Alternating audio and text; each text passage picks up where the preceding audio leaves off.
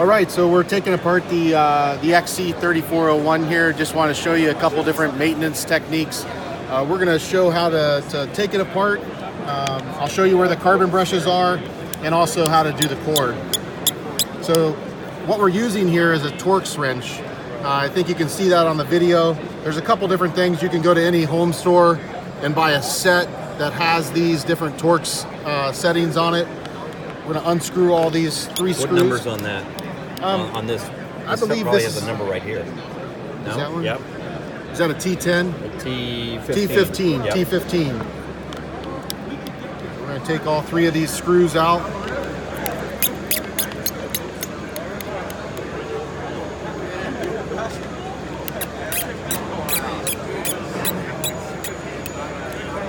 And this is the same process on a lot of the Flex units. Our PE14 is exactly like this, the corded version.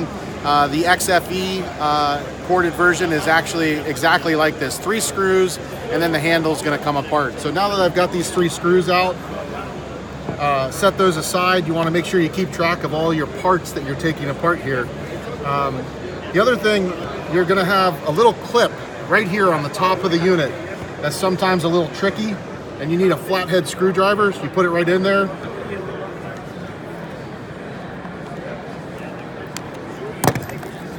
You can also pry it apart. This guy has never been apart before, but you see there's a little clip there. Oh, yeah. So sometimes you have to depress that down. It doesn't come apart very easily.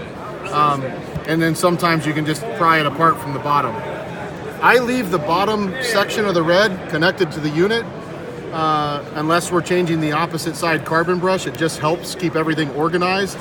So you take that top section apart, set it aside.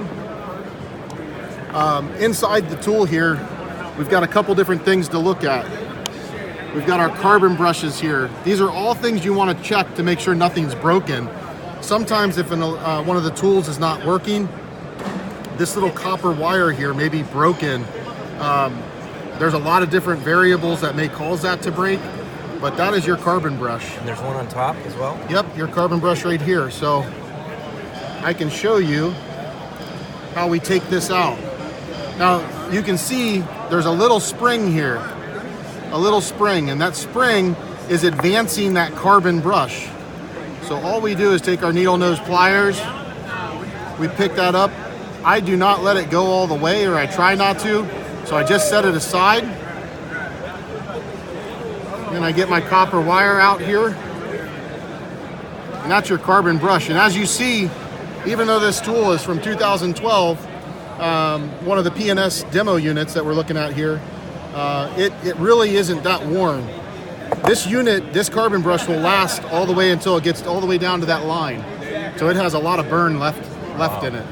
If you notice on the carbon brush, how it's rounded, and that's because the armature is rounded inside there, the commutator that it rides on.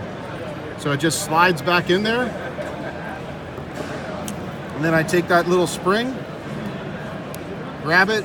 So that spring is loaded downward. Yeah, and it's advancing that as it's burning, because carbon burns, and that's really what makes that magnet turn. The carbon brush is what's conducting the electric from the wall to the magnet and causing it to turn. So that little spring is just helping it to advance as it burns, as you're using it. That's an easy thing to do. There's 2 of them on each unit. If you need to order those parts, you can get those through Powerhouse. It's very easy. So once we've worked on that, that's that section.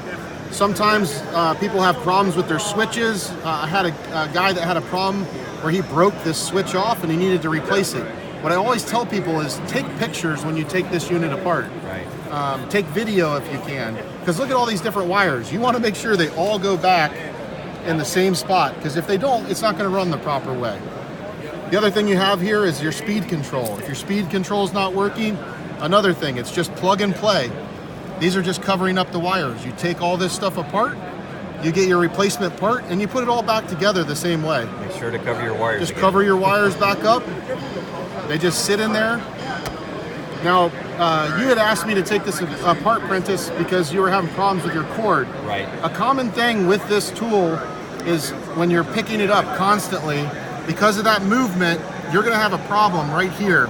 where that wire is going to wear out. And that is a wear item. That's something that's just a wear item.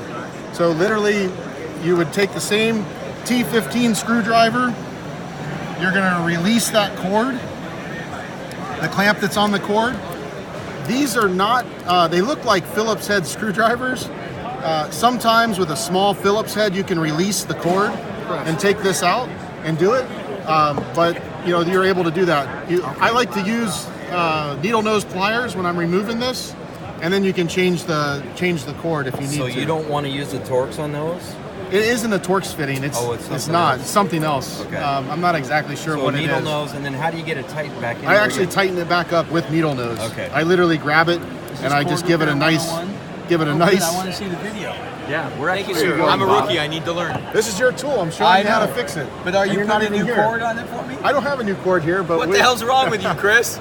This is funny. I'll show you Video this on video. the fly, people. Video on the fly. That's it. Get it done. This is funny though. This tool, they gave it to me. They said it wasn't working. I looked at everything, and it come to find out, you know, What's wrong with that? a little accident. Time to get it You replaced. fix it. You put this back in here. You put a little tape in there, and you just plug it back in. So It's thanks fine. for Super watching. glue. Appreciate it. Cool. Awesome. Oh, what you were gonna say about like actually cutting the cord? Yeah, you can cut the cord and shorten it. Like if your You can see right grip here. point is here. You can see in here that it was cut and reattached here actually. Okay. But once And you this slides off, right? it does, yeah. This just comes right out, Right. easily out of the case. But I'm going to put it back together real quick. I'm going to tighten